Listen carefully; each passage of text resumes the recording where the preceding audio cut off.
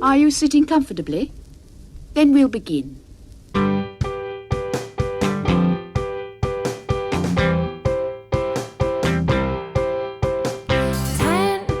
minutes left. Yeah, but there's still some time. It's not the final score. We need more than the numbers we're given. Show us you live and breathe the game. You're more than a name. That's what we came for. We can bring you more than the score. Every story. Let's take this thing off of the field into the real world away from the numbers.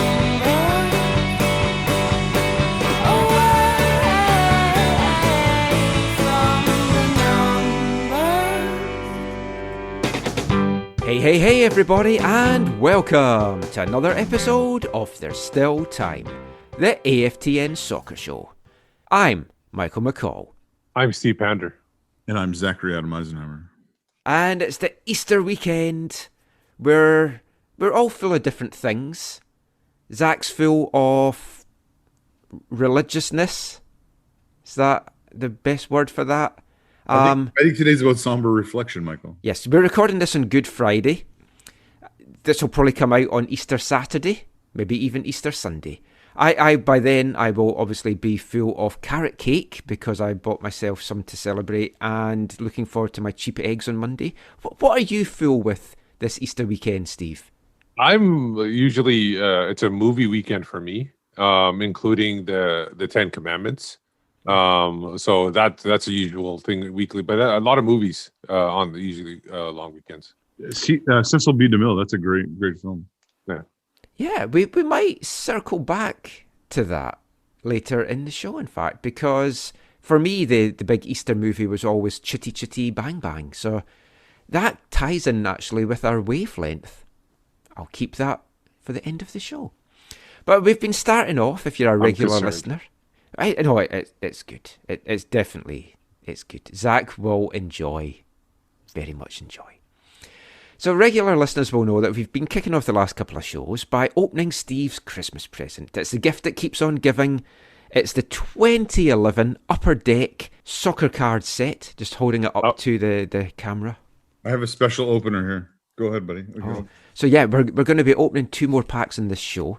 And yes, because it's Easter and it's a special treat, we're giving Zach's son Kirk the treat of opening his pack. Ooh. I have no one to open mine, so I will just open my own one. We've had some good ones so far. You want me to go one at a time again? Like go back and forth? Yeah. We have, I don't remember this guy actually. Junior Carrero from DC United. No, yeah, I don't remember it that well either. I've got a guy from the current MLS champs, Columbus Crew. It's Eddie Gavin. Oh, nice. He's still around? I don't know. I No, wouldn't think so. You mean the team is the current champs? I got you. I have someone who worked for the fire department in Chicago. I remember this guy, Corey Gibbs. Yeah. Oh. Sounds familiar. I'm keeping my second card to the end, and you'll see why when I bring it out. Oh, now this is a good one. This is a legend in MLS. Colorado Rapids card, Jeff Larentovitz. Oh yeah, big. Is he still active? Is he with Atlanta right now? He got let go by Atlanta, but did he? My third one here, and I'm going these from the back to front, but this is another one, a special one. This is from the Washington Freedom. It's a WPS Super Draft, Megan Klingenberg. Oh, big Star Trek fan, I'm sure. I've got a couple of DC United players coming up. I might actually just do both of them together. So first of all is Andy Najar. Yeah. Who was DC's... The Honduran. He was the MLS Rookie of the Year in 2010. So this was his following card. And then another... This is a Legends pack, actually. Bill Hamid. Oh, wow. Nice. Another active player. This is a horizontal. You can do 2 now. I got Javi Morales from the... very good player. Yeah, very good player. And I have another central midfielder. This is time American. This is his Colorado Rapids guard, Pablo Mastroeni. Oh, it's also this way. I have a Houston Dynamo player, and it's another one that long-time viewers of the league will know. Lavelle Palmer. Oh, yeah. I remember him. He's Jamaican, right? I think. Yes. Yeah. He won 3 Jamaica Premier League titles with Harbour View. So who's your last one, Zach? I was waiting for your joke, but okay. Last one is Philadelphia Union's Michael Orozco Fiscal. That I don't remember at all. So my last card. Now, we've talked about how Steve's gift is the gift that keeps giving. So this card is of a player who keeps giving the Whitecaps. It was their very first pick in the 2010 expansion draft. It's Saini Niasse. Oh, wow. Whitecap legend. Absolute legend. What do we value him at? Like $3 million? Which I think is undervaluing the way that these international sports are going for right now. Yeah, something like that. 3 million, we said. We need You can do it. One of these weeks, I'll do it year by year, what the value was that particular year. You should do an article on that. That would be a great article. You could title it like MLS most valuable player, or the most valuable draft pick in an expansion pick. Absolutely fantastic. For anyone that doesn't know, the Whitecaps picked him first in the 2010 expansion draft. It was second overall. Had been with Seattle Sounders. Whitecaps took him, but then immediately traded him to Colorado Rapids for an international spot that lasts until 2030. 2031. Was it 20? Oh, yeah, because it was 20 years. So, yeah, absolute legend. So we've got a shorter show than usual for you this episode, but that's because we are going to be bringing out a show midweek as well. But it's still going to be packed. We're going to be talking Whitecaps. We're going to be talking Canadian TV soccer rights and a few other things thrown in as well. But we'll be kicking things off, as always, by looking at the Whitecaps news of the week. Not the most noteworthy news of the week, I think it's fair to say, kind of to be expected.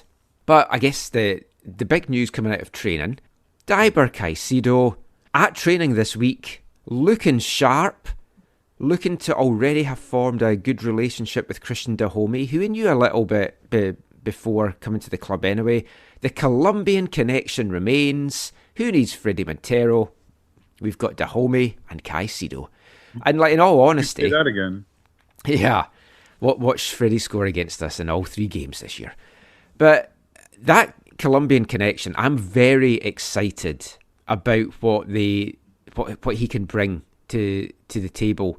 And the two of them just linking up on the wings, getting those crosses into Cavallini in the middle of the park. We've touched on it before, but from the videos of him at training, he's looking sharp. Very exciting, guys. Yeah, and it's kind of coming together. It has been a little slow, obviously, due to other reasons, but it's coming together. You expected them to have good chemistry just because of having sharing a nationality and everything like that, and it helps also Deiber feel a little bit more comfortable knowing that he has somebody in there. But yeah, the speed that these guys can generate, the playmaking ability they can generate on the wing is enticing. Like they obviously won't be like passing it to each other because they'll be on opposite sides of the field, but you could get the crosses into the far post and the other guy converts. So you can see that happening. And I think the guy that really benefits from this is Cavallini. I think that's the guy that will benefit the most from this kind of setup on the wings. Don't forget as well, there's a chance that we could see Dahomey playing through the middle, Zach, as well. So, I mean, you could have Ceicedo feeding Dahomey that way as well. But, I mean, that connection's great, because it's also going to help Ceicedo kind of settle in a little bit as well and get used to things. 5'5", so he's not the biggest guy, but that could also work in his favour. Yeah, Dahomey playing through the middle, that's got to be happening at some point this year. So you're right, it is interesting for that. And it's nice to hear and see a little bit that there's a good initial kind of connecting for a new player like this. Especially one that has been invested into, and there's some hopes, some high hopes, maybe you might say. It's early days, so we'll see how things progress. Yeah, Yeah. I one thing I want to mention too, like you talking about the homie playing in the middle, I can see that too. I can see, you know how we mentioned before how MDS wanted to play that, the front three and interchange them and everything. It might not be the front three now. It might be the two wingers and whoever plays that number 10 spot in the middle. And those three players could, because I could see Deiber playing in the middle too, like at some points, and whoever that other winger is could be probably slide in and out too. So I can see it like interchangeable there now instead of being, because Cavallini, I don't see him playing on the wing. He's your target striker. So the three players beside him and behind him, those could be the interchangeable parts that you see. That's a good shout, Steve, for sure. Lots of teams work it that way, where their three are whether they're the front three or they're the three right behind the central striker, are pretty interchangeable and diverse. And especially if we don't have a number 10 maybe coming into the summer, it gives us a look at maybe a 4-3-3 formation, possibly even 3-4-3, which I know Canada kind of played around a little bit. Obviously, slightly different opposition for the Whitecaps than who Canada were playing in the Caymans, but lots of possibilities. I'm excited to see Ceicedo in action. We're going to have the pre-season friendlies. As always, kind of have to temper it a little bit, let him find his feet, hopefully not fall off his feet too much, but let him kind of settle into the league, the new environment, everything like that. Just play a little bit of audio just now, just from MDS, just talking about what he's seen from Ceicedo in the early going so far at training. What I saw from so many hours of scouting and recruiting with the staff, an explosive player, very fast, attacking the space, very aggressive in 1v1 situations, trying to pass by the fullback, but a very good technical ability to combine, a good mindset, a good energy. That's what we felt when we spent so many hours with everybody, looking at him, studying him, looking at his numbers. So he kind of confirmed in the first training what he's about. But again, it's a young player that's going to need time to develop. But of course, that the first flashes that he showed in training were exciting for sure. So MDS talking about Deiber Ceicedo there, one of the guys at training this week. Great to see him there. A lot of the guys still not there, and the Canadian national team players, the guys that were away with the senior team and the under-23, so they've wrapped up those camps, but under MLS protocols, they're not allowed to enter the MLS training environment for 7 days. Every player has to go through a mandatory quarantine, even if they had been in it before, because they'd left that and they've gone back in it. So they're just down in the States still, kind of in hotels, doing as best training as they can in their rooms and stuff like that. MDS hopes that he's going to have those guys and as full a squad as possible ready to go on Monday, so Easter Monday, down in Utah. We still don't know for certain, like, if Gaspar is going to be there, these guys that's had visa issues and stuff like that as well, but fingers crossed. MDS is hoping he's going to have as many of the squad available as possible. If he can get everyone together starting from this coming Monday, it's what we need, Steve. It needs these guys together. They need to start working on things as a group, because you're less than 2 weeks out now from the first game.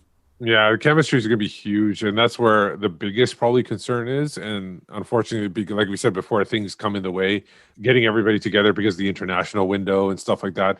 So that's going to be a huge thing, but it might be beneficial for them to be playing in RSL because they do have that close-knit community, and they might be able to bond a little bit better. So I think if they were in Vancouver, where they go back to their own homes, where they're not isolated from everybody else, that might have been a detriment. So that maybe this could be put into a positive, but it's too early to tell. We have to see exactly how they do it.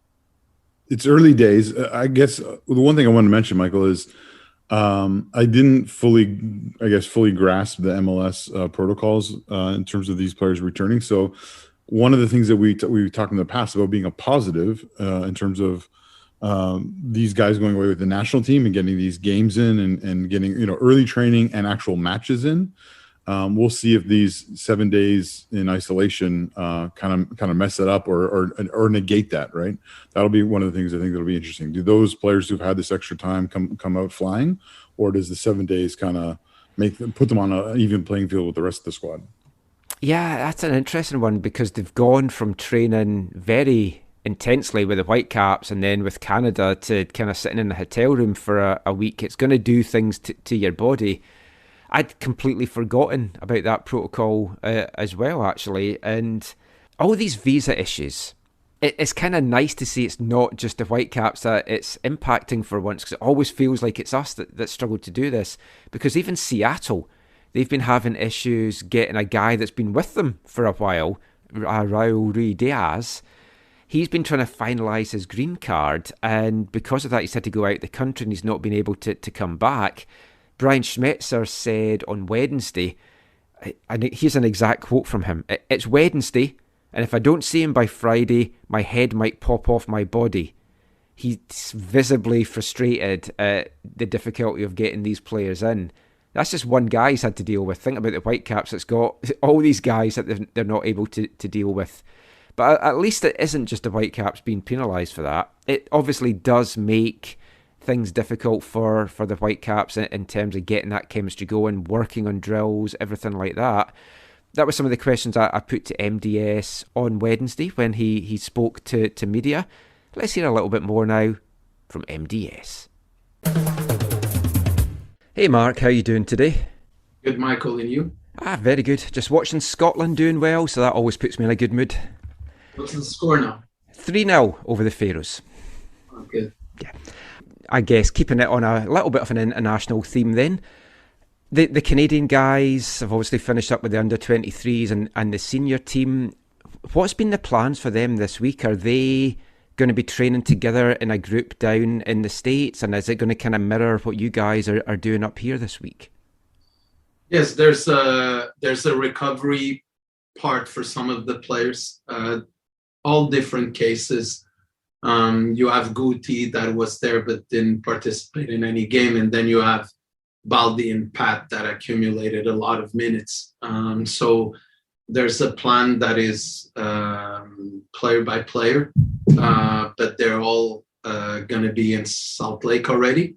They're all going to train in one group until they're able to join the team. So again, there's a protocol, COVID protocol for them to training in groups before they train with the team. I think that everyone's going to be able to be together as of Monday. I think training on Monday will have everybody from the roster together, but before that, no, it's still groups. You've obviously got the last week of training here in Vancouver this week. What's the key focus this week? I'm assuming you can't wait to get everyone together next week and work with the full group, but what's the key focus this week? I know Ceicedo's there. How's he kind of looked at the opening of training for you? Yeah, look, everything is about with the guys that we think have the best chance of playing minutes in the MLS. Our plan is to get them more and more ready to play in the way we want to play. Of course, that it's easier when you have everybody together, but now we have two different types of groups. You have a group that is a group of players that are in our roster and are eligible to play MLS games, and that group, you need to get them ready. Then you have the group of 15 players. It's still a lot of players that are academy players, and those players, you want to develop them. You want to bring them to a level where they could have a chance of one day playing for our club. So it's been a very special 5 weeks when it comes to a preseason. But I think, again, the level of intensity in training, the intensity of how they go about things, the commitment in training has been good. That's the positive. But any coach in the world would tell you that the best way to prepare a team is when you have all the team together. And right now, that's been the biggest challenge in preseason. I was talking to Samuel Piet about this on one of the Canada calls last week. Obviously, you've got guys like Cava and Max. They're going to be going from club to country to club to country, different training methods, different stuff like that. How hard is it going to be to kind of keep these guys in the mental focus that you're needing over this course of this season, with going back and forward and into the different setups? Well, I think it's a good question. The first, you have to make sure that the character and the type of person the player is very important in a process like that he's able to care not only for the national team, but also care for the club.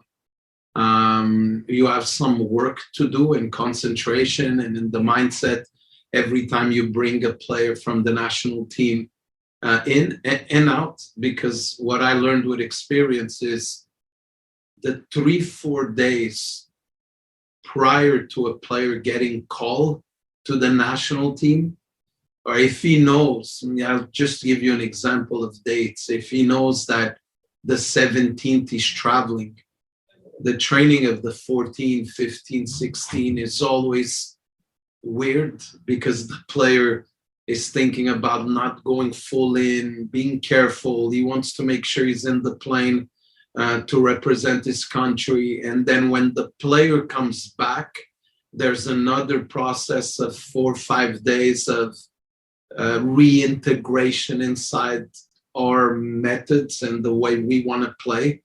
So you always go through a transition before the player goes and when the player comes back. So look, honestly, it's uncomfortable for a coach of a club, but it's the way the season is going to be when it comes to roster. I saw the schedule. I know the pockets where there's international games, when we're going to be missing player A, B, and C.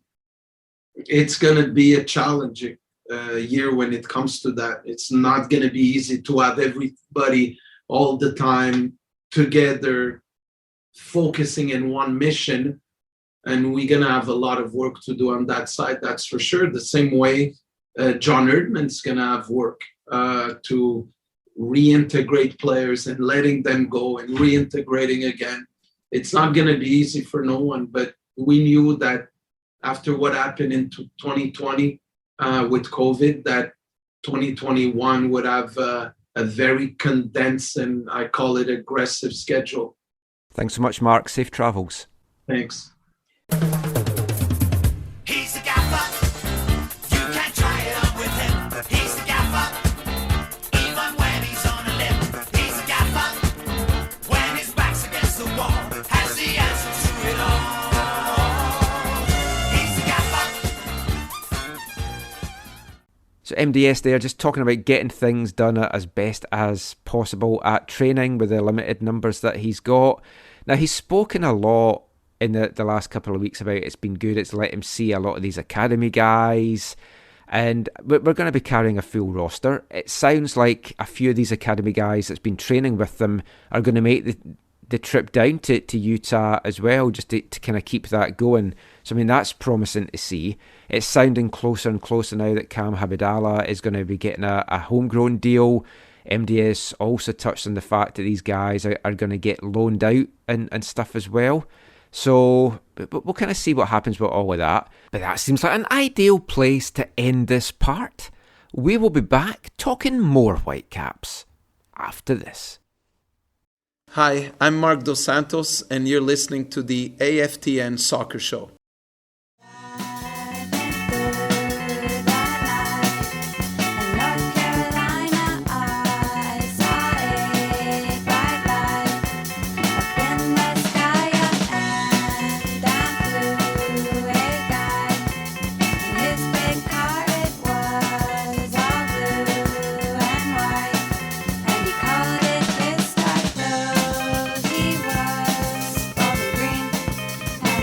Was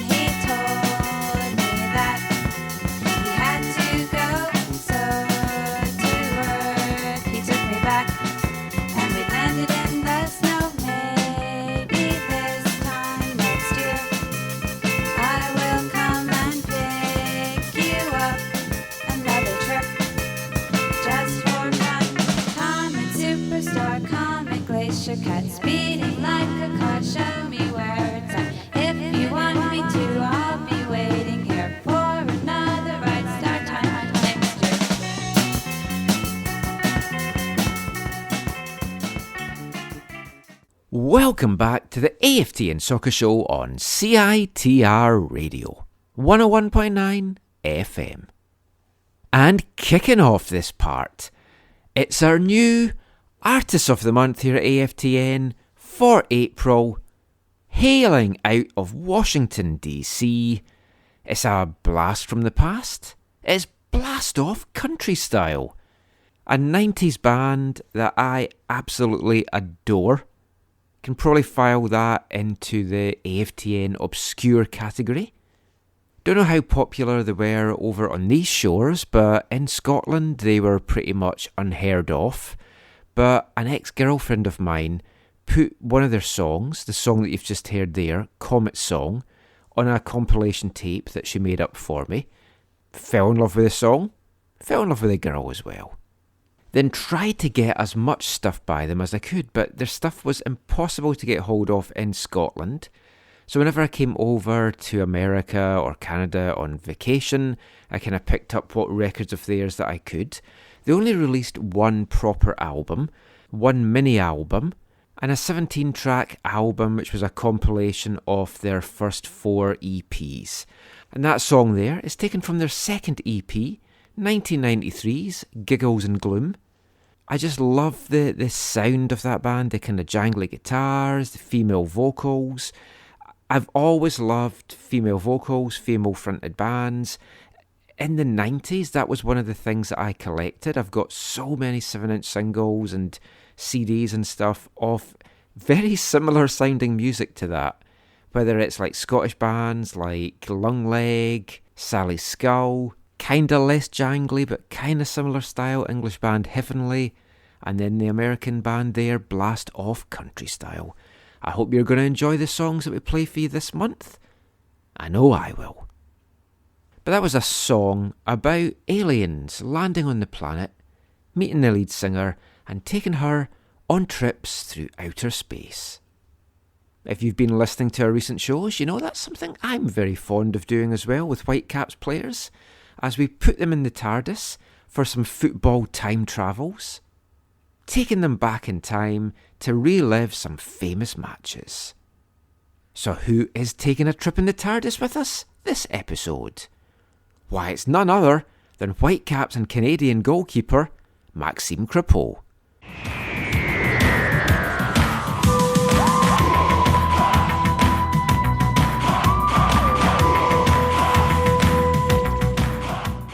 We've just started this fun section, Max. We've spoken to a couple of the guys about this so far. We're kind of, I don't know if you watch Doctor Who, but we're putting you in the TARDIS.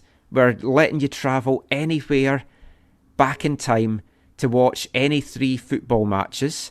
Now, it could be a match you played in.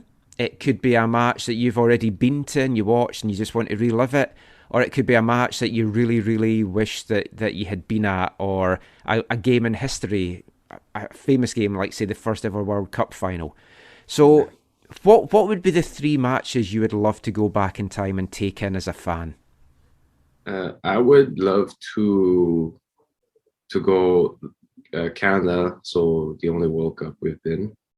Just one of the games, whatever, group stage, whatever. Just one of the games, whoever the opponent. And as a fan, watch that. As a fan, under 17 World Cup, my first World Cup against Uruguay, I got injured. I got my ACL, MCL done. No surgery, but all the first sheet teared back. I was in grade 11 or something, grade 12. So just finishing high school, basically. And I didn't go to the prom because I was doing the World Cup. Wow. But I wish I was in the stand watching a version of a young Max playing against Uruguay.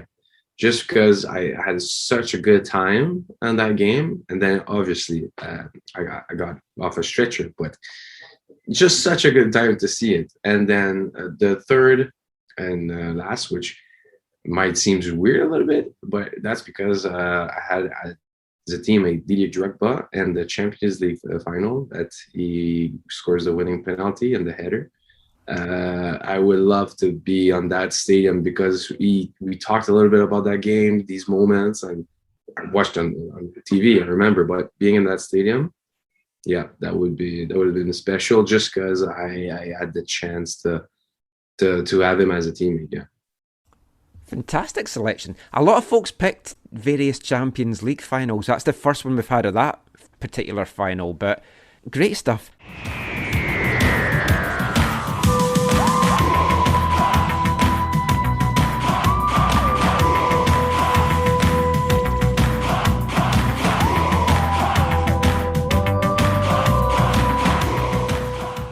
Maxime Crepeau jumping in the TARDIS with me for some time-travelling adventures. The Whitecaps are all packed up, headed down to Utah on Friday. There was an interesting piece on CTV News on Thursday night. If no one's seen it, try and find it on the CTV website.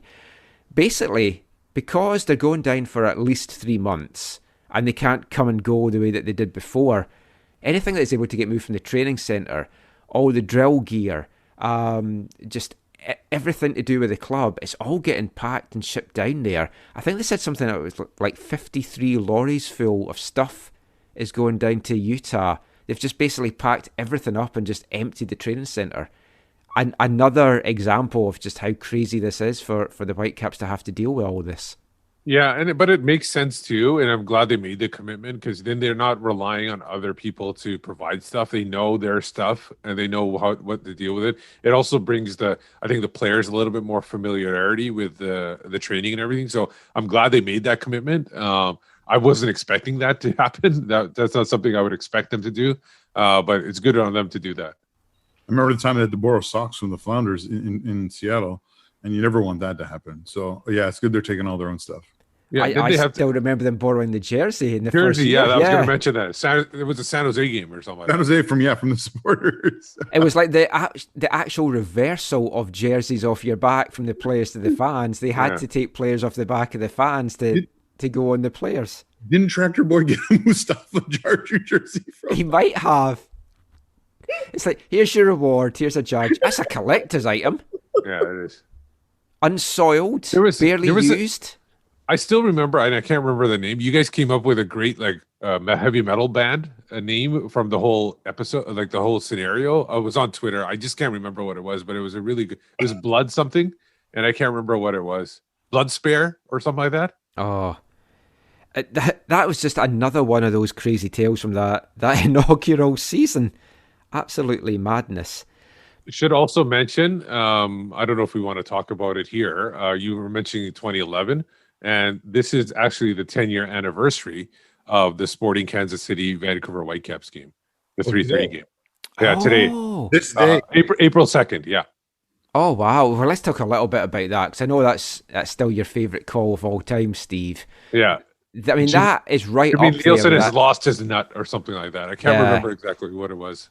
That game, that was my first ever game in the Whitecaps press box. Because I had a press pass, but I kind of stayed watching from the stands, and then I just went post-game to the press conferences. But I made the commitment that game to sit in the press box. What a bad game to pick to do that in, because that is still right up there. I would say that is the second best late comeback games that I've ever taken in real life. Yeah, for me it would be number one. And honestly, I know that the season opener had so much, behind it and everything. There was something about, even though it ended up at a draw, there was something magical about that game, because you were so down, because not only were they, down in the score, but Teal Bunbury had scored, I think, a couple of goals in that game. And so you were pissed off about that. And then and they were doing like a really cheeky celebration where the whole team would just surround them or something like that in a huddle. And they took their time celebrating that one. So you were pissed off about that, but then the goals came in, and then you got, I think, Tiba Harris kind of fied it in, and then Camilo with the 2 injury time goals, and then with the one that he actually, where Jimmy Nielsen lost his nut, it wasn't actually I don't think it was on the third goal. It was actually a chance where they almost won the game. Yeah, they could have won it 4-3. Yeah, they almost won it, and that's where Jimmy Nielsen lost. That was Nizar Kalfan, right? That was incredible. You also remember who scored the third goal, right, for Kansas City? Ty Kamara, I think it was. Kamara, maybe. Yeah. So that was a remarkable day. It was the third game of the year. Mass and I had traveled to Philadelphia for the second game of the year in Philly. And that Philly one was one where Eric Astley got sent off, right? Or something like that? Yeah. Yeah. He wasn't even in this game. Yeah. Well, I think if memory serves correct, if there was VAR at the time, I think the guy who kicked Atiba Harris, I think, might have been sent off in that game. I think it was a game where Harris got injured really bad. Oh. But yeah, no, Eric got sent off for sure. But yeah, it was the thing about those first, I think, 4 games. It was like they were all so memorable, right? Because after that, and maybe we'll talk about it later, or another time. But well, it's in 4 days, so I don't know if we will have a chance to talk about it. But yeah, so then there was the amazing 1-1 draw with the Revolution, which saw Gersh sent off, or 2 players sent off. Two. That was the one where Hasley took off his second jersey. Yeah. So like those first 4 games, it was just like, wow. And the heartbreaking one about the New England one is they almost held on for like half an hour with that 1 goal lead, and there was an injury time goal. I don't remember who it was, but it was that goal was an injury time too that made it 1-1. See, I'll tell you who it was. But the thing is, it was Baltimore Toledo was the ref. That's all I remember. Yes. Well, that was hard to not remember. That game I actually I left the press box and was in the stands for. I've got video, I don't think I ever put it up, of Hasley's penalty and taking his shirt off and me going, oh, he's going to get sent off. He's going to get sent off. Yeah. Ilya Stoilica got the equalizer in 93 plus. I mean, we've mentioned it before, but you look back at that first year and it was such a crap year, really, when you look back at the end result. But the start of it, those 4 games, absolutely phenomenal. Amazing game. And it's like still some of the most action-packed and most memorable games of 10 years in MLS for the Whitecaps.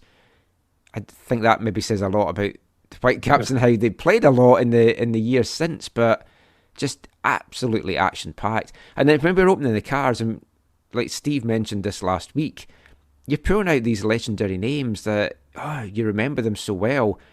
But like trying to name some of the guys from 2020, 2021, you'd be struggling with. If you pulled them out of a card pack, you'd be like, I don't know who this guy is. Yeah. Now, the reason I say that's my second best comeback game that I've seen live in all my life, 30th of November 2002, East Fife down at Gretna, who were big spenders. Folk all know the Gretna story, and then they end up going bust. East Fife were 2 down after 2 goals in a minute for Gretna just after half time. They pulled 1 back in the 57th minute, but then it was like 2-1 going into stoppage time, and then East Fife scored to make it 2-2. We all went absolutely mental, and then straight from kickoff we won the ball back and then got the winning goal. And place erupted. There was a mini pitch invasion. A guy that's now an East Fife director ran on the pitch going absolutely crazy because he was a little bit drunk at the time. But that was such a long trip. It's like a 3-hour trip, and it just made it all the worthwhile going home from that. So that's my best game because we came back and got the win. If Cal Fan had put that one away for the 4-3, I think that would have put that to number 1. Yeah, that would be the best of all time.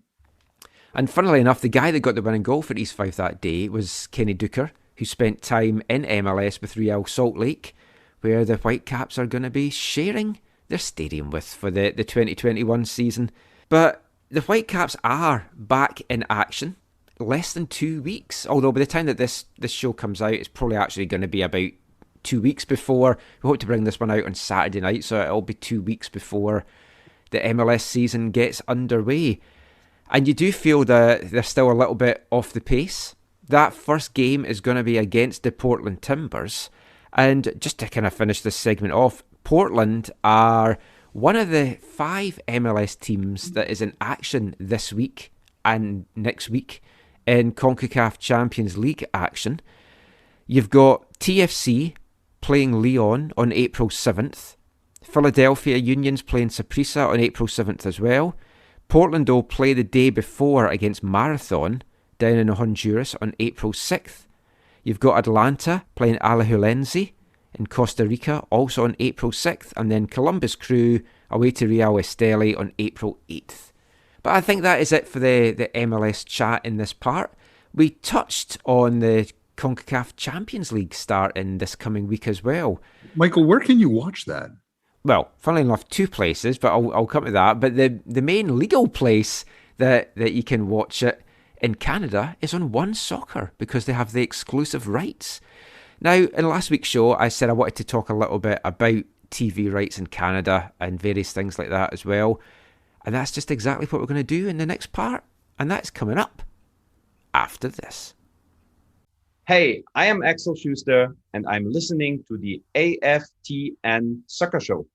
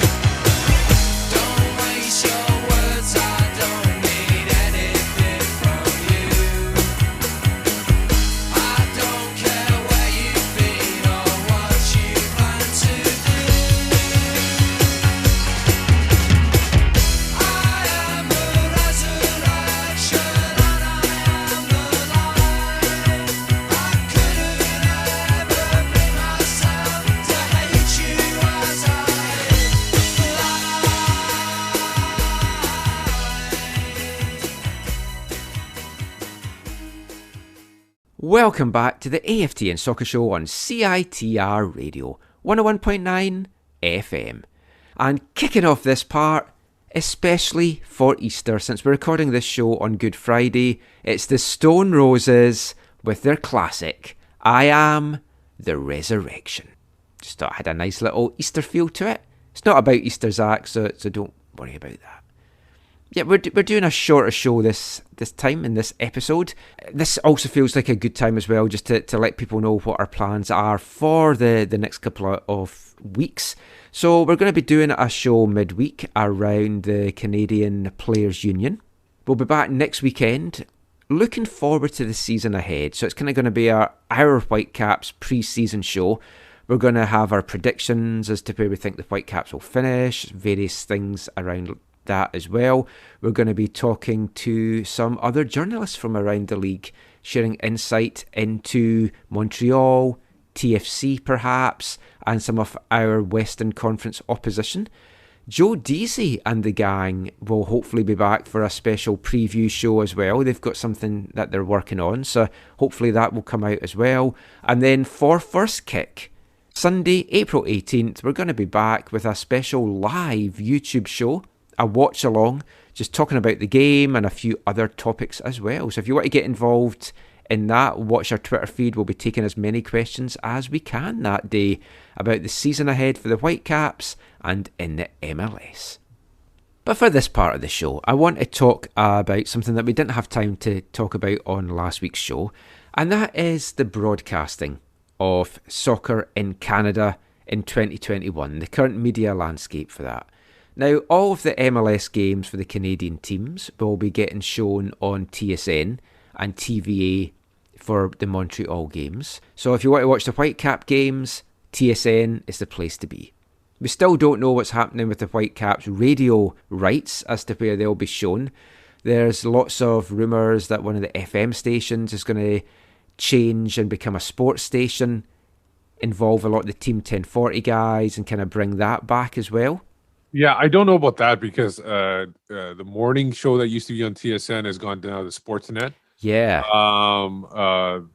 One of the bigger people that were in the afternoon, the mid-morning is actually got a TV show now.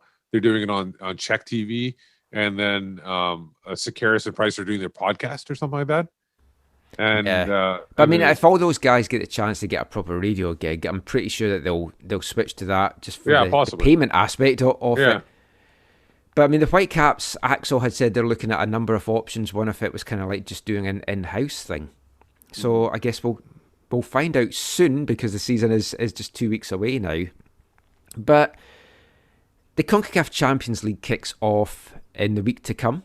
The rights for that is going to be on One Soccer, exclusively just now on One Soccer. There has been talk, though, that One Soccer is going to license the TFC CCL games at least to a cable operator where folk can watch those games there. It's going to depend, I guess, on how much the cable operators want to pay One Soccer for it to see if it is worthwhile. Because the Champions League is not something that a lot of people are into yet and watching this. But obviously it is a TFC game. There's been a lot of complaining from TFC fans that that's the only way that they're able to watch the games. Previous games have been shown, obviously, on TSN, but the rest of the Champions League, you've had to basically find it on CONCACAF if you wanted to watch that online. I'm guessing, just from my experience with the Olympic qualifiers, that if you go onto CONCACAF's YouTube channel from a non-North American VPN, for example, UK or Europe, you're going to be able to watch the games on that, because that's how I watched some of the Olympic qualifiers initially. But, I mean, is it a big blow? I talk a lot about raising the profile of the Champions League, and the only way to do that is to have it on TV. This is going to do the complete opposite of that if it's just on a streaming service, and we'll get into more of the ins and outs of the streaming service, but are you disappointed to see them picking up the Champions League rights, or is this another tick in the box for One Soccer to get people to subscribe? Yeah, I think it is helpful for them in that right. Although if they do license, farm out the TFC games, and that's going to hurt their. Like, I don't think you're going to have too many people subscribing for the other Champions League games. Also, it could be two and done for TFC in this competition. Yeah, it could be. I think that the TFC, the thing is, it would be wise for them. Maybe they can, by getting, if it is only 2 games, maybe the money that they get for those TFC games covers the rights costs for them putting it in CONCACAF. So it might be reasonable for them to do that because they need to cover their costs essentially for whatever they paid for the rights. Because I don't think they can do that by subscription only. It's very unlikely, and they probably got enough feedback that they've seen that TFC supporters are not going to be paying for those games. So I think that this might be the reasonable thing if they can get some money from TSN. Yeah, I do wonder how this came about. Like, did they say, "Hey, if we get these things, we can make money by auctioning off the rights to just the Toronto games or even just Canadian team games long term"? Or is it like they got it and they're now realizing, "Hey, this is not going to help subscriptions, so we need to like just cover the cost, and so we'll farm it out"? Yeah, I think that is the way that they're going to make money, because all the stuff that they've got the license for, they can, if they want, sub-license it to one of the mainstream sports channels. But this just basically brings us to a general discussion about football in Canada, because as of right now, it's a veritable feast of football. If anything, and I can't believe these words are coming out of my mouth, there's too much football available to watch just now. And I say that as somebody that in the past week has watched East Fife on Saturday, Canada Under-23s on Sunday, Canada Senior Team on Monday, East Fife on Tuesday, Scotland on Wednesday as well as Sunday, East Fife on Thursday, no games on Friday, and then East Fife again on Saturday, because East Fife's had 4 games in 8 days as they try and cram it in the thing. I'm almost footballed out. Obviously not everyone else is watching East Fife and Scotland games, but there's so much to watch just now. DAZN's got the rights for Champions League. They've got the rights for the English Premiership, the Championship, Serie A, some of the other foreign leagues as well. You've got One Soccer that's got the Canadian Premier League. They've got all the Canadian national team matches at all levels. They've got the Gold Cup coverage for this year. They've now got the CONCACAF Champions League coverage. And if you want the Mexican League, they've got that thrown in. I believe the Brazilian League as well. And the Chinese League as well. So you've got those things. So One Soccer's looking to try and take some things that no one else has the rights for. Sportsnet and TSN have lost most of their coverage. Sportsnet still have the FA Cup, so they've been showing games in that. TSN obviously have MLS, and they've been showing that. Not as many games as they could, and then DAZN pick up the games that TSN don't want to show. When you start to add it all together, though, it starts to prove costly. Because for DAZN, it's $150 a year or $20 a month. $74.99 for one soccer, or you can get $9.99 a month. We don't know exactly what the CPL is going to look like this year. They're hoping for a full season, so that makes that great value for money. TSN, CBC is going to have the Olympics as well. Some of those will probably end up maybe on TSN, maybe even Sportsnet. But people seem loath to pay to get their football. DAZN was criticised for having to pay to get that when soccer's been criticised. You have to remember, though, that TSN and Sportsnet aren't free either. You need a cable package to get that, and some of their stuff is shown like on TSN 5, for example, or Sportsnet 360 that's out with just the basic cable package that some folk would have. So you are still paying for that. It's just it doesn't feel like it because it's part of your cable station. It's part of your normal package. That's the thing. Like, it was paying for a specific streaming service for a specific sport or sports or whatever. It's not a normal thing. And people are slowly, like, look at back in the day, how slow was Netflix to roll out because there were certain shows. Netflix didn't explode overnight. So people weren't used to being only able to watch those shows or movies on a streaming service. So it does take some time to get used to. It's just a matter of how long. Like, I think the Zone is fine because the Zone has the bigger leagues on their streaming service. So and darts. Yeah. So they have those things on there. So that attracts people in Canada that want to watch that. But I guarantee you there's not as many people watching that as would watch it if it was on TSN. That's 100%. So that's just the way it is. Even I think you're talking about the Sportsnet World, when they were putting certain games on their packages, people weren't happy about that either. So because all their Scottish games went on Sportsnet World, so you had to have Sportsnet World to watch that. And then some of the Premier League games that were the big games, they would put that on Sportsnet World, so that people would be very upset about that. They put the lesser teams or the middle teams on the free channels. So it's just people are getting tired of it, and maybe being able to watch your national team is probably the last straw. And while they might be throwing their blame at One Soccer, it's just that's the only person that they could throw blame at this point.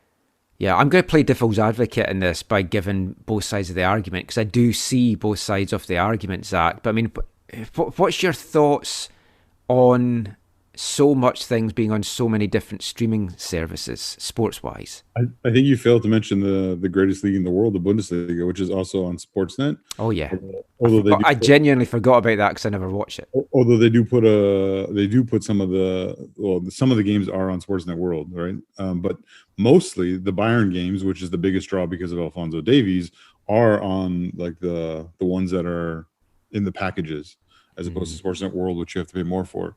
So I used to have Sportsnet World back in the day, but I haven't had it for years.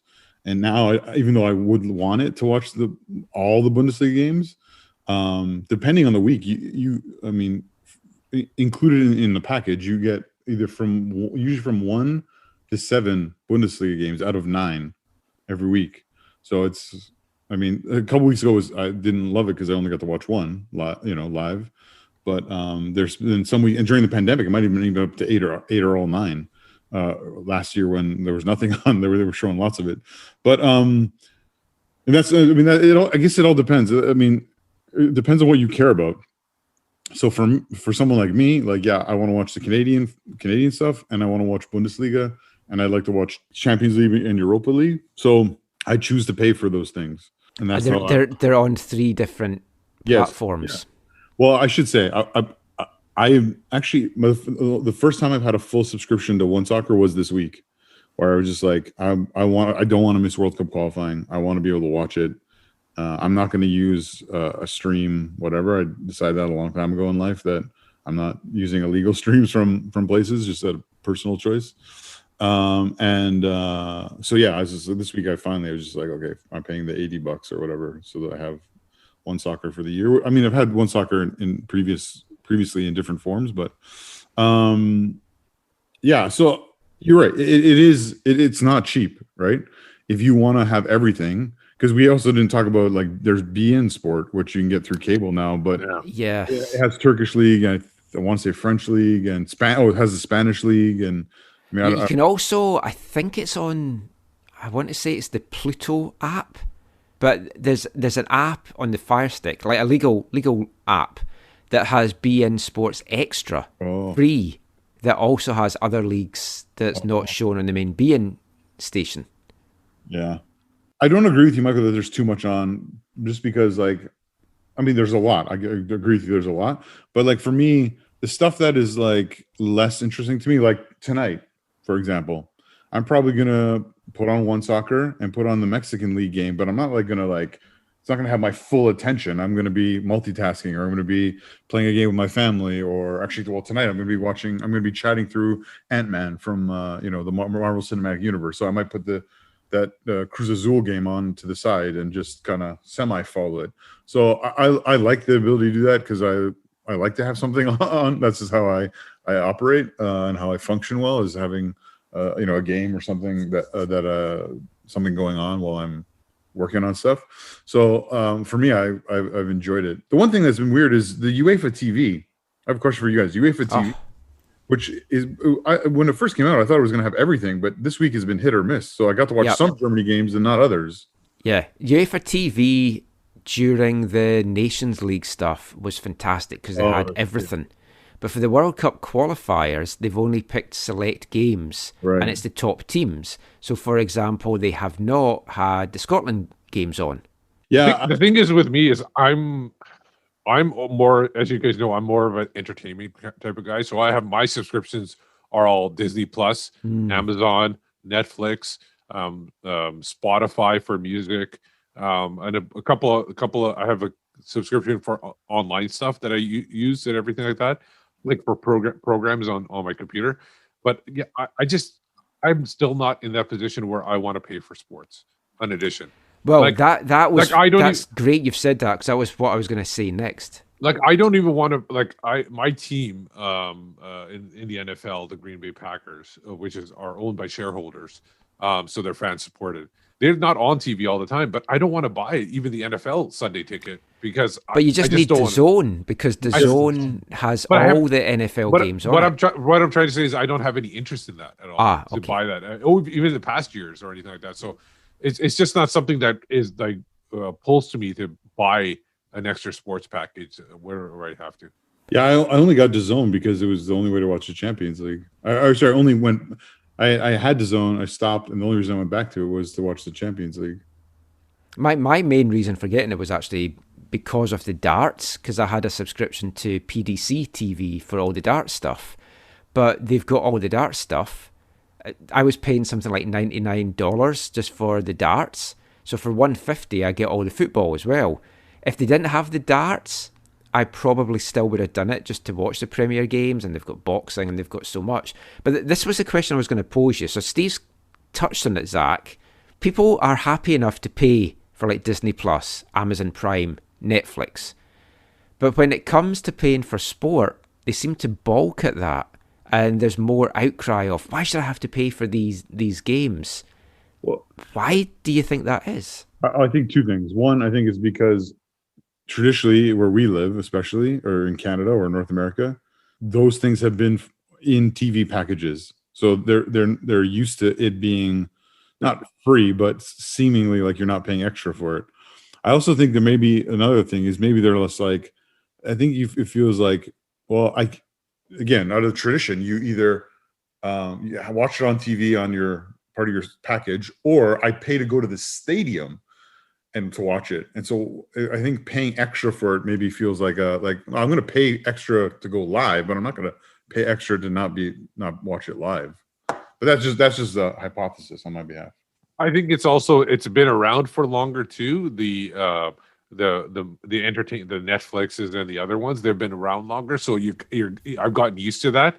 And like I said, like Zach said too, like for me, the that part of it, the Netflixes and all that, they have kind of things where, like especially shows where you can't go out somewhere to do it. You're not going to a stadium to watch it. You're watching it at home, and really no option there. I still go to movie theaters, but now I've noticed that I go to movie theaters for the big event movies, not the small. I used to go to movies a ton. Yeah. Like I would go to maybe 3 to 4 movies a week, especially when I was in school. Those afternoon classes were really boring, so I'd go to a movie instead of going to class in college. So, nowadays I go to just like the Marvel movies or a Star Wars movie or the big event movies. I won't go to smaller movies like these independents. Like I used to, I think the thing's called Tinseltown. Yeah. In the near downtown or whatever. Yeah. I used to go there all the time to watch those smaller independent type movies. I don't do that anymore because you got all these Amazons and Netflix, HBO stuff. That's interesting because when I was back in Scotland, I used to love going to like the art house cinemas. There was 2 in Edinburgh, the Cameo and the Film House, and they showed lots of the independent films and foreign films. And I'd go like through to Edinburgh a couple of times a month just to go and watch those films. But it's something that I don't even think of doing that here because of all the streaming and the lack of time.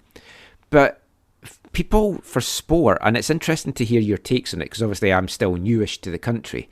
I came here in 2007 and folk have always said to me, oh, you're so lucky to come over when you did, because in the late 90s and into the 2000s, there was just hardly any football on TV. And it was just impossible to watch it. It was just a weekend sports update for the Premier League. That's essentially the only show. I can't remember who the hosts were. I'm drawing a blank, but Soccer Saturday with Graham Leggett and that's it. Yeah. But yeah, and it was literally, Michael, in the 90s when I first started into football, you were watching a show where they gave you the updates on the scores and the scorers from that day's match, but you were watching the previous week's highlights, or extended highlights in some cases and truncated highlights from both the English Premier League and other leagues in Europe, and then the European competitions.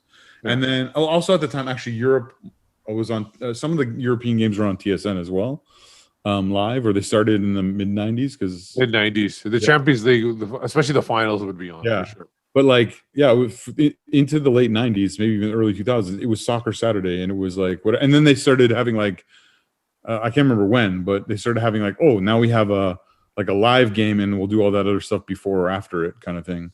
But I remember a few times I'm cutting away to like live stuff, and it was like you're like, oh, they're like, oh, this happened today. Like I remember, I think Cantona's kick of the fan. Oh, yeah. Like, they're like, this happened today in a Crystal Palace, or what's a stadium called? Selhurst Park. Selhurst Park, yeah. That was a midweek game, I think. Oh, was I seem it? to remember it being a Wednesday because I remember watching the highlights that night, and it's like, maybe we saw it on Saturday. They're like, that's essentially the origin of me becoming a fan of his, and thus becoming a fan of Manchester United. Yeah, at that point, that kick. Well, that one I know violence. For sure. On the weekend they showed extended highlights of that game for sure. Interesting, because the reason I was mentioning that is because I'm thinking, well, if you went from nothing and now you've got all this at your fingertips, why would you not think, oh, I can pay to get this? Now, flip side of the argument, all these streaming services add up. It costs a lot of money. Now, I'll be honest, I've got my Amazon Prime free because on Telus, you earn Telus rewards. Oh, okay. And I had enough to get a pass for the year in Amazon Prime. So I did that. But don't you have Amazon the shipping thing? I didn't. I'd never had it before. Oh, gotcha. So it's like I got the whole thing free because I just got a code for it. I probably wouldn't have paid that with everything else that I'm paying. I bulk paying for something like Spotify because I still like, as you can see from behind me, physical CDs. I've bought 3 physical CDs in the last month that's arrived.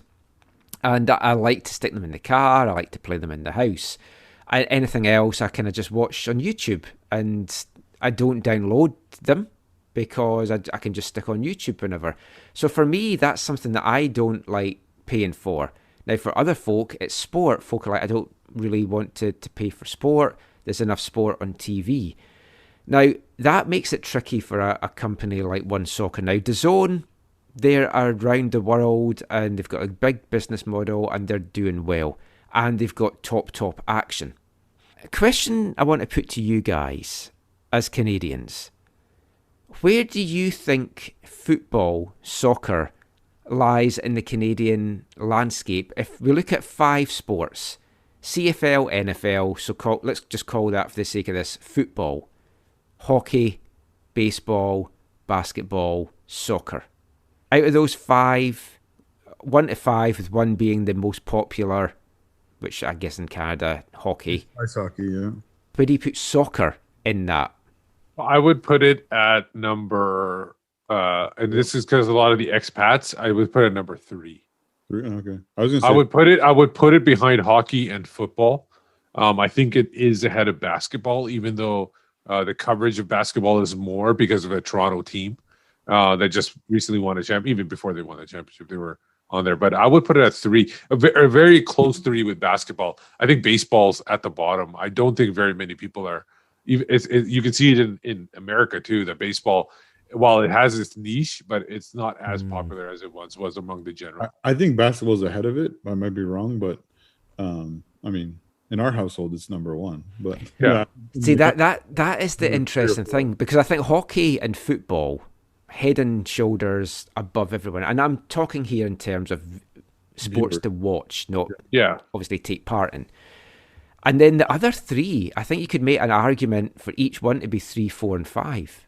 The caveat I will say, Michael, though, is I will say association football in general is vastly more viewers than like the CFL on its own, right? Like Yeah, NFL, but if NFL takes that up. If you tie the NFL in, then if you're just saying leagues like CFL, if you just take football to CFL and not include NFL, then I would say soccer's even ahead of that. Yeah, I would say that. But if you include the NFL as a full sport, I would say soccer's back. That's why I think soccer, because of all the people that watch for the European games and stuff like that, I think that's why I have soccer ahead of basketball. The reason I was asking that is because the makeup of Canada, it's changed a lot in the last 10 years, 20 years, 30 years. Population here is changing, and I think you do have more folk coming in from other countries where soccer is like a predominant thing. And I do think you could make a good case of it being the 3rd, 4th, or 5th most popular sport to watch. Baseball, folk that love baseball probably soak it all in. I agree, it's probably 5th. But basketball and soccer, I think, they're very close. Yeah, it's tough. And the reason I was asking that is, if you're then looking at soccer being 3rd, 4th, or 5th most popular sport to watch, curling, I guess you could even put above it in certain sectors. That makes the sell of it harder. So you have to grow it. And this is the problem I have with One Soccer having the rights that they do for Canadian stuff. And I want to put my caveat in here, is I'm not blaming One Soccer at all. They've done what they need to do as a business. Yeah, for sure. They've bought stuff. And I think One Soccer, on the whole, do a good job. I've got problems with I've got issues with their app. In that their app is not available, for example, on my LG TV. It's not available on Fire TVs. It's not available on Fire Sticks. I have a Roku. I can get the app on that. On Firefox through Fire Stick, I can just go onto the website and I can watch it that way. So I don't have to cast it from phones. I don't have to attach my laptop, but that's other options as well.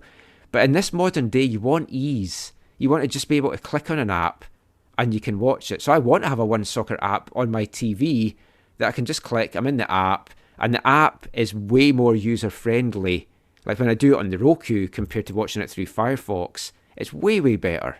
And ultimately, if you're Media Pro, if you're Canada Soccer, if you're Canadian soccer business, and all your products are going to be on this one website, through this one app, you want it to be an app that is available in as many places as possible, one that works, and one that gives a good impression of your company and your product, because frankly, the whole One Soccer setup does not do that just now.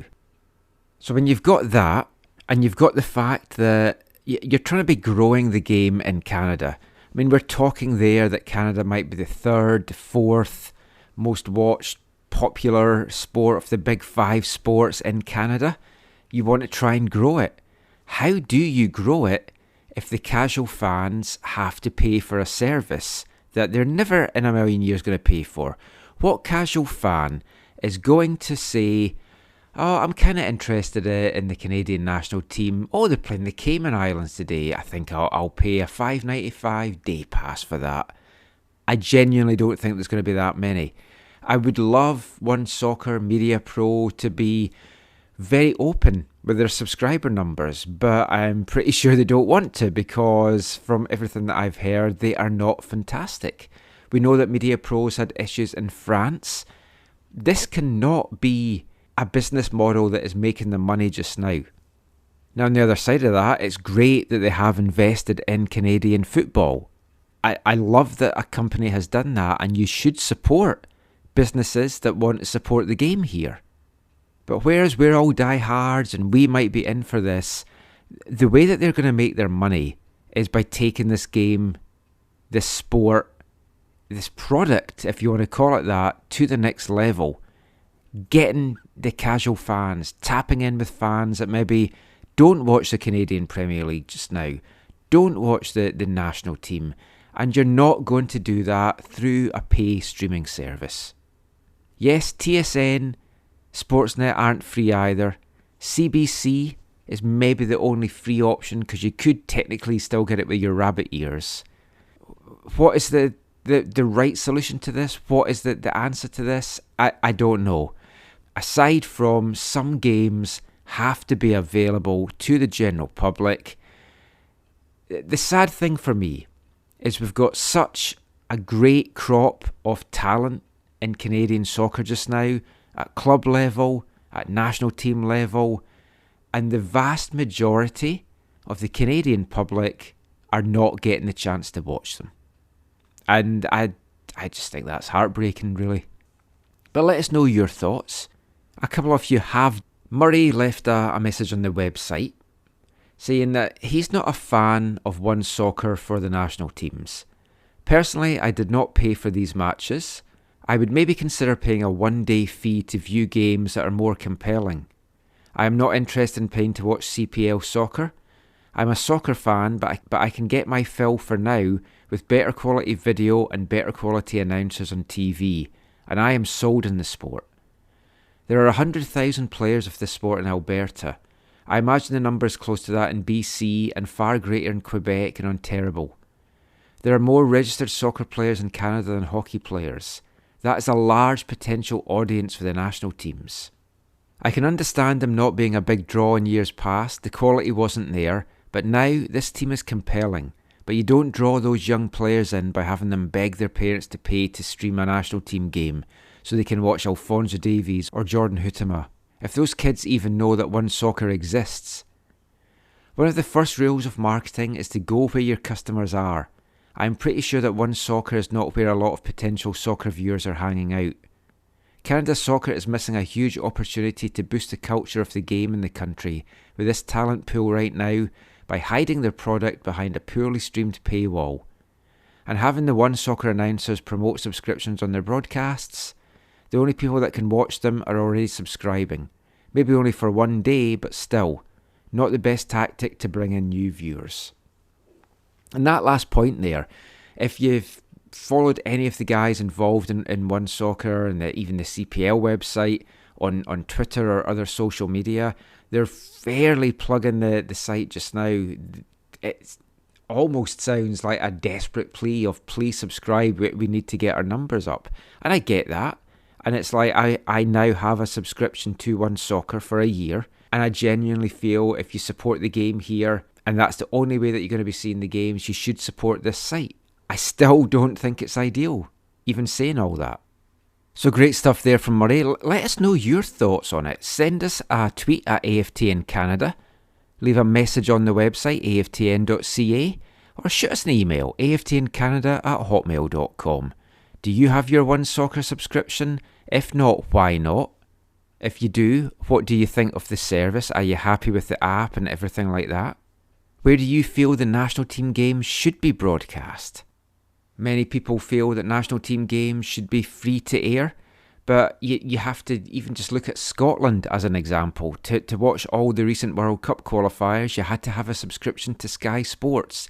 to watch it in Scotland, so even there, it's not all free to air. You do have to have a pay service. As I said, there's no easy answer to solve this, and I don't think it's going to come anytime soon, but I would love to know your thoughts and keep the discussion going. That is pretty much it for this week's show, but before we go, we've got to finish with this week's Wavelength. And this is a special song I have dug out. I was keeping it for a future month where we were going to be playing songs dedicated to specific players. That wasn't going to be this month, but it is now. And I'm going to kick it off with this song.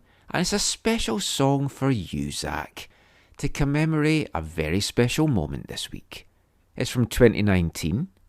And it's a song about a player that currently plays his club football for Leeds United. And on the international stage, his country's had a very big week. The player, Gianni Alioski. The country, Macedonia. Shock 2-1 winners over Germany midweek. Fantastic result for the country. And we talked right off the start of the show that Easter movies, for Steve it's the Ten Commandments, for me it's Chitty Chitty Bang Bang, and this is a song using the theme tune from Chitty Chitty Bang Bang. This is a band called the Macedonians with Oh You Gianni Alioski.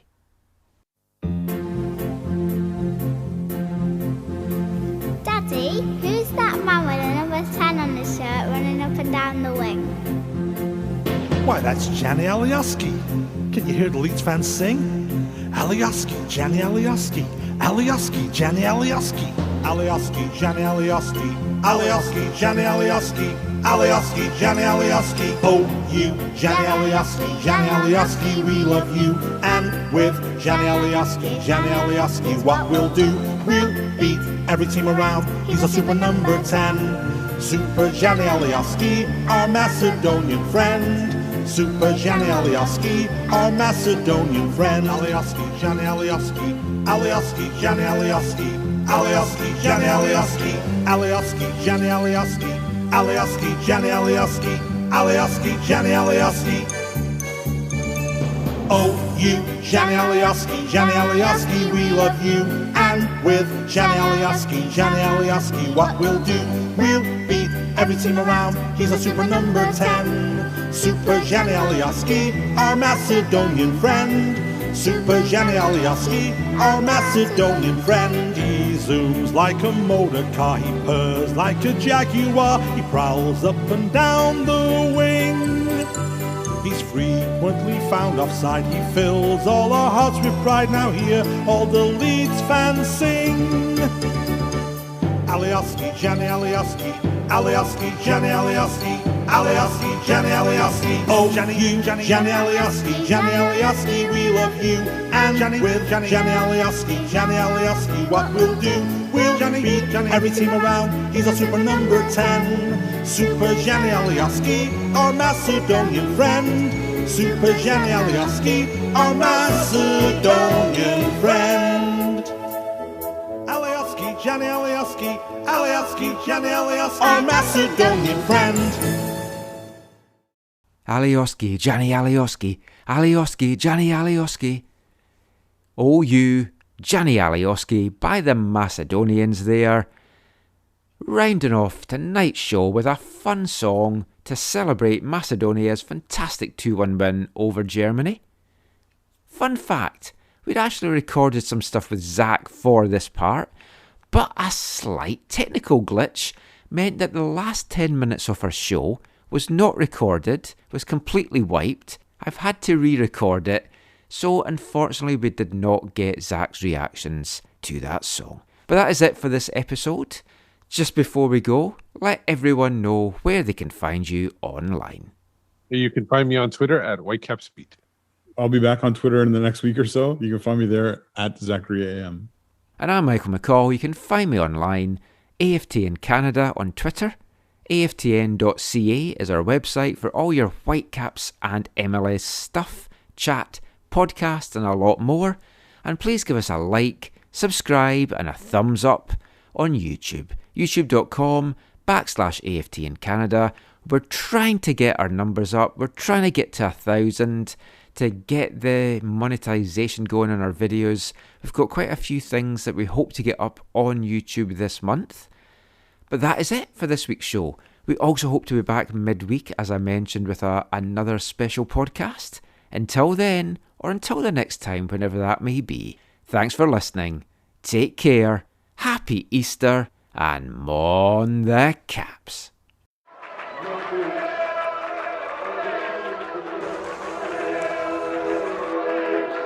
Going to your first match is an experience you never forget.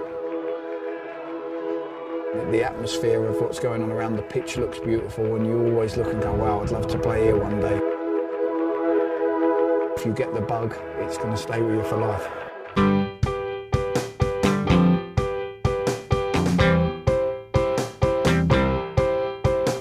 10 minutes left. Yeah, but there's still some time. It's not the final score. We need more than the numbers we're given. Show us you live and breathe the game. You're more than a name. That's what we came for. We can bring you more than the score. Every story. Let's take this thing off of the field into the real world, away from the numbers, away from the numbers.